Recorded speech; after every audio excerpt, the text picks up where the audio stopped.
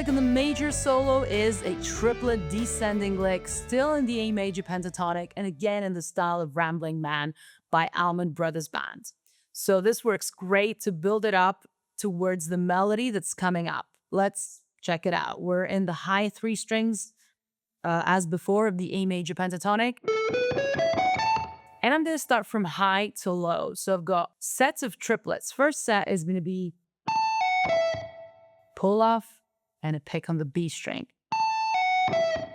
Back on the high E string, and now my next set of triplets is going to be all pick notes.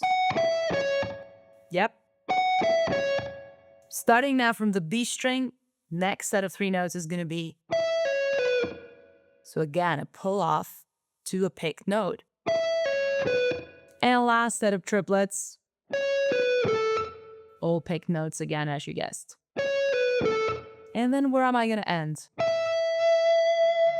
On that 17th fret of the B string with a slight vibrato. That's all there is to it, so let's go ahead and practice it with a slow click.